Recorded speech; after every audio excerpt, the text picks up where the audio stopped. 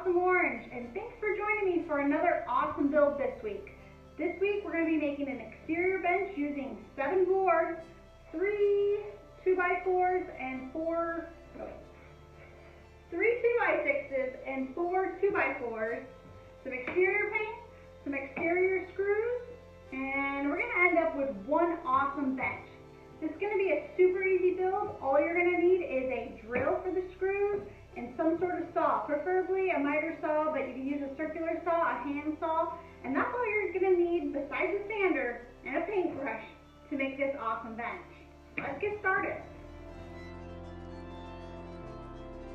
Like most projects, this one started over at my miter saw. As you saw there, I cut off the very end of the 2x4 just to make sure that I have a clean square cut before I proceeded with the rest of my cuts. When I need to make multiple cuts the same size, I like to make a stop block at my miter saw station, just using a speed square and a couple of clamps to make a stop here. I measure the first one, and once it's right, I can just line the other ones directly up to the speed square and start cutting. Just got done cutting out the 2x4 material, and we have one extra 2x4, so we actually only need 3 2x4s and 3 2x6s for this build. Winning!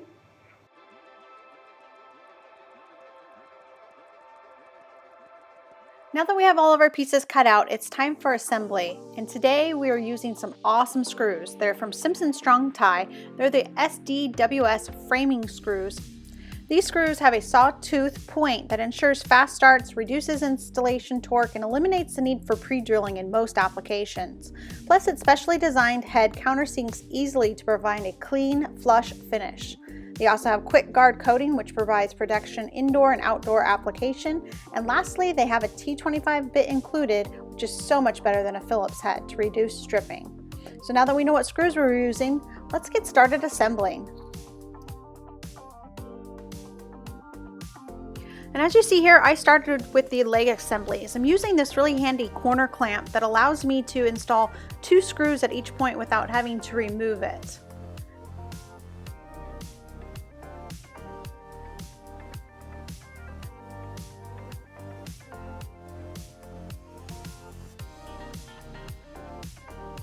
All right, one leg down, now onto the other one. And if you do notice, I am using some wood glue on these just to make the joints a little bit stronger. This wood glue is rated for exterior use.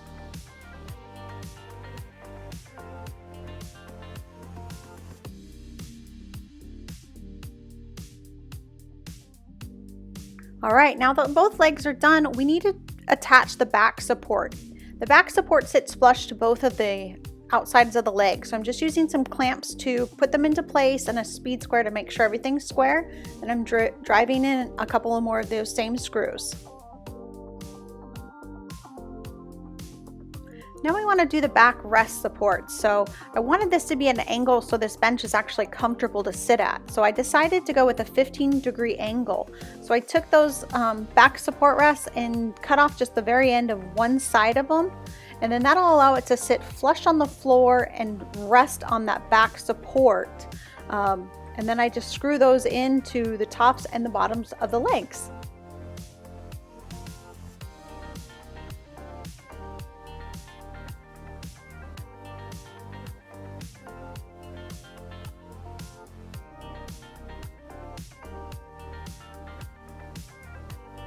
Next up was to install the seat boards, and I went ahead and measured the spacing in between the 2 legs before installing each seat board because I wanted to make sure everything was staying square. And once I had those in place, I went ahead and clamped those down, measured my overhang, which was about 1 inch on both sides, and then drove those screws in to hold it in place. And again, continued the process down. Once I got to the front board, I did have about 1.25 inch overhang on the front.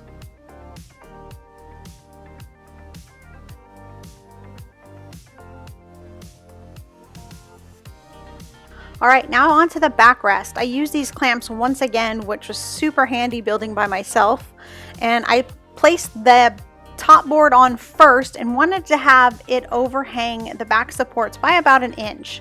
Then you see there I used my level to make sure that the backrest was lined up with the seat boards, and then went ahead and screwed those in.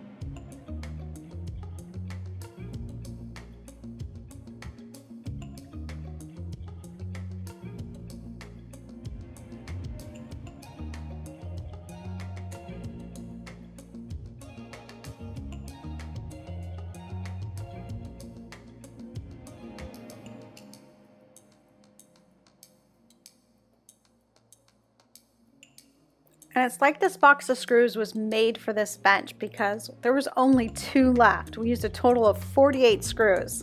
And then everybody's favorite part was sanding. These fir boards were really rough, but I really liked the character that they had. So I just went over everything that you could touch and rounded over the edges with 120 grit. So it's gonna look really textured once I'm done, but I think that'll give it a cool rustic characteristics. Next, I set it up in the backyard with Oscar, a tarp so that we could get this thing sprayed.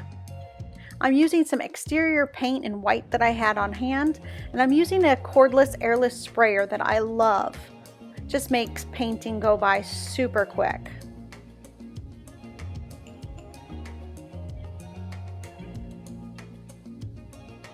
If you're wanting to build yourself an awesome outdoor bench, I do have complete build plans with all the dimensions and everything you'll need on my blog. I'll leave a link in the description box below.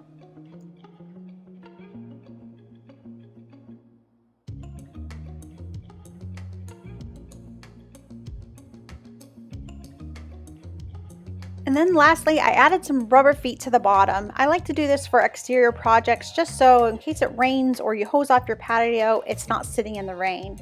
And then ta-da! Awesome Oscar got to show off the new bench. We absolutely love how it turned out. This thing is heavy duty. It's gonna last a long time and it's gonna look great in our backyard.